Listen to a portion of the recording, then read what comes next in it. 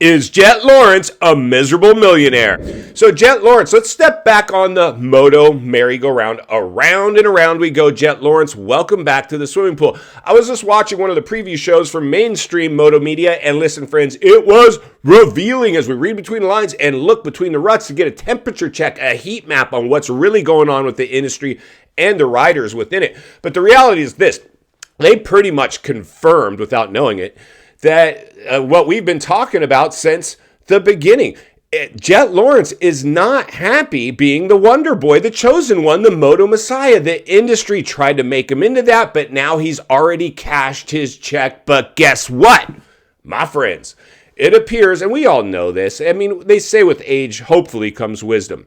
I've seen this movie before. We all have. It's not uncommon for somebody, a sports, an athlete, a great talent to come out of nowhere and take the industry by storm, whatever industry that might be. In this instance, in this instance, the coolest industry on earth, moto, gladiator games, blood sport, which makes it even gnarlier. These millionaires are out there risking their lives the way they are. Daredevil, Evil Knievel, modern day gladiator game stuff. That's what this is.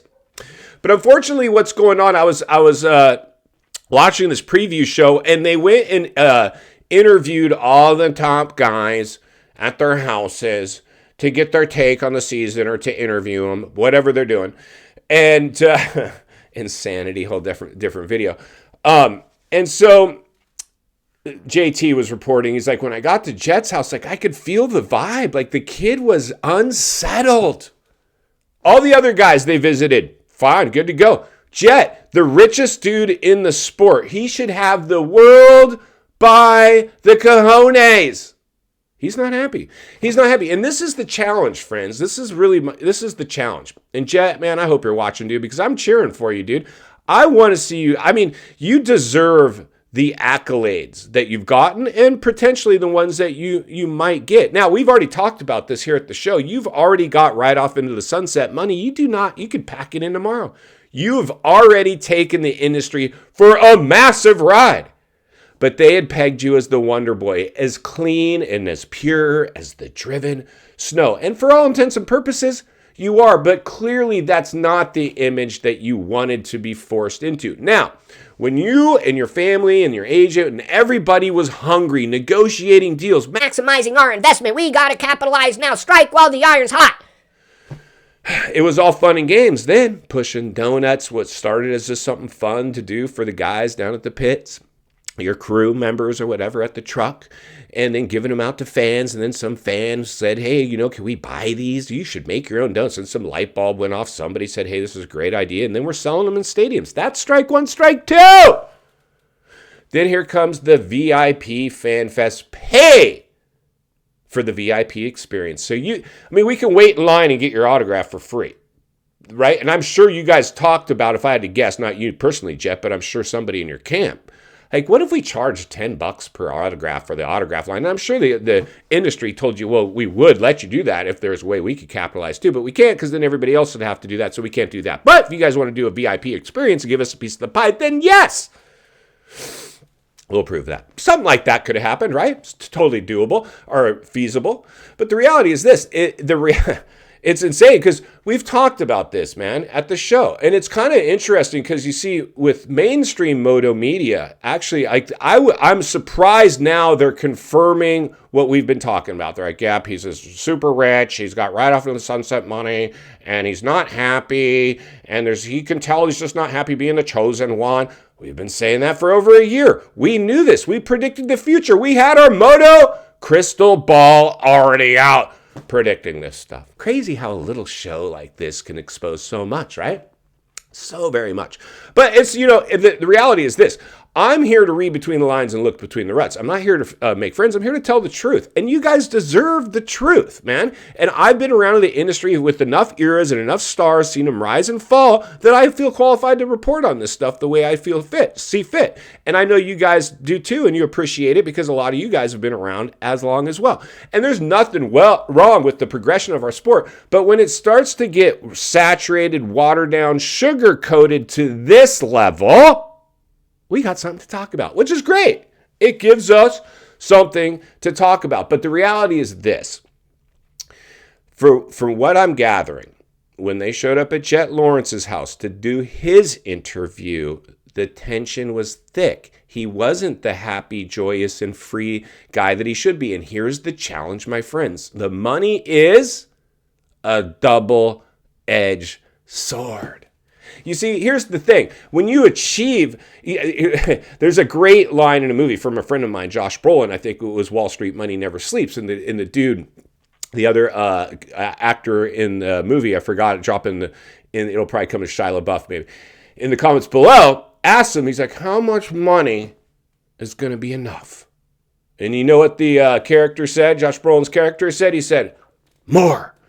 It's never going to be enough. There is no, you're going to chase this forever. So we all need to be goal-oriented. And clearly you guys were reaching for your goals, which is to become a success or accomplished or a champion in the industry. You've done that, but the moto machine ate you up, and because the dollars were too big to refuse. And Jett Lawrence, you just went along for the ride. You didn't even probably call most of the shots. You're just lending your image and likeness to the industry and whoever else you can to maximize yourself and get paid, which you've done. But what happened? The industry has rejected you. Because you see, here's the thing. We love humble beginnings. We love the humble, blue-collar, El Hombre guy out there still driving around in a Prius, even though he's a millionaire. We love those stories. The Warren Buffett's richest dude in the world. He owns one house, or he's lived in the same house forever, drives the same car. We love those guys. We don't like to see anybody flex. And that's the challenge, Jett. I mean, this is really the challenge for you, my friend. You need to take this in stride. I think you can. I think you will. This is a lot to take on for a young kid. You got gobbled up by the industry and the moto machine, and the dollars started pouring in, and then you've achieved this level of success. Now it's like it's not even about the money anymore, and the only thing you have left, and you said this, in fact, in your interview, if memory serves me correctly, is you're now just going for more championships and goals. I mean, what else is there? The money's just a byproduct. In your team, your agent, whoever else is involved is negotiating your contracts, your bonus structures, your incentives, your sponsorships, your anything else that you're doing. They are doing that. But you're just going on for the ride now. You're not even calling the shots anymore, apparently. And now I would imagine you could put your foot down, and maybe you are. Maybe that's why you're like, you know what, I'm just going to ink up and flex and do my thing and enjoy this money and this and that. But then you can only take so many trips and buy so many luxury cars and houses. It just does, after a while, there's more to life. And it goes back, I just want to be a racer again and one of the guys. And unfortunately, because of the way that this thing took off with you going along for the ride, you became slightly ostracized. In final thoughts, I come to you as a friend, as a content creator, as a moto guy that wants to see you not only win on the track, off the track. Understand the waters you're swimming in now. They're shark infested. Jett, welcome to the swimming pool. Bro, listen, I'll throw you a life vest. Here it is, dude. The money can't buy you happiness. Happiness is an inside job. There's going to be haters. We all have them. If we're in the media at any level, get ready for that. I always say, if people are talking crap, at least they're talking. And that's, in fact, the way you have to embrace this now. I know you understand it. You acknowledge it. You don't need to hear it from me. You're hearing it from others in order to keep this thing in balance. But unfortunately, it's now a runaway train. It's left the station, and it ain't coming back. And that's why Walty will be below the lid off it every step of the way. Because it's not only what we need, it's, in fact, what we deserve. If you appreciate the content, I want to humbly ask you to give the video a like, subscribe to the channel, leave a comment below. I'd love to hear from you. Social media links in the description of this video if you'd like to contact me there, along with links to channels I've appeared on I think you might enjoy. If you enjoyed this video, gonna love the next video, and there's an easy subscribe icon for your convenience. As always, thank you for your time. Don't go over the bars. God bless, and I'll see you on the next video.